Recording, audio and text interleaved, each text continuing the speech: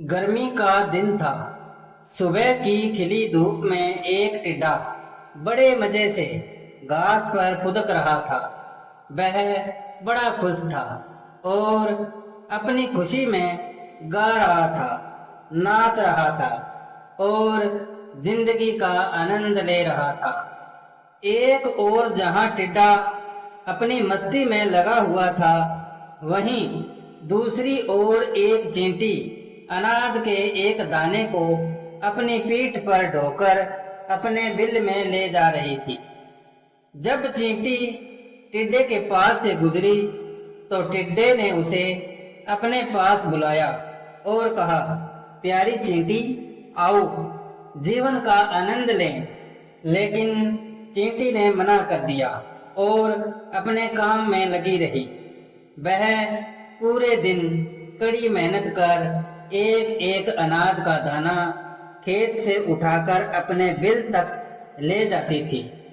अपनी मस्ती में डूबा टिड्डा चींटी को देखता और हंसता।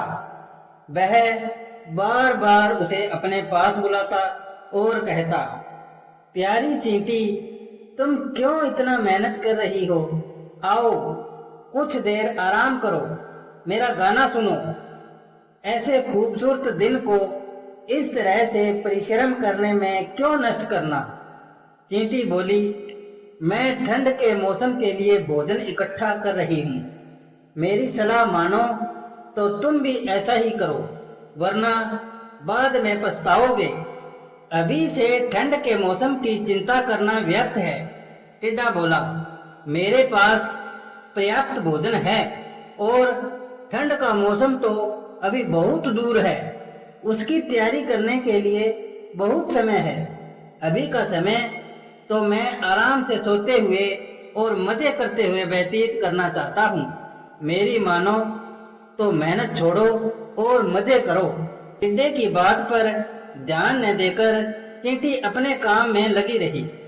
पूरी गर्मी मेहनत करके उसने अपने बिल में ढेर सारा अनाज एकत्रित कर लिया, जो ठंड के दिनों में उसके काम आने वाला था। आखिरकार ठंड का मौसम आ ही गया। टिड्डा भूख से व्याकुल हो गया और दाने दाने का मोहताज हो गया। इसके विपरीत चींटी के पास खाने का भंडार था, जो उसने गर्मी के मौसम में अपने लिए जमा किया था। वह अपने घर में आराम से जमा किए हुए खाने से समय बिताने लगी। यह देखकर टिड्डे को अपनी गलती का एहसास हुआ और वह सोचने लगा कि अगर उसने भी समय रहते अपने लिए खाना जमा कर लिया होता तो उसे आज दाने दाने का मोहताज नहीं होना पड़ता। चींटी ने तरस खाकर उसे रहने की जगह दी और उसने अपना खाना भी उसके साथ मिल बांट कर खाया।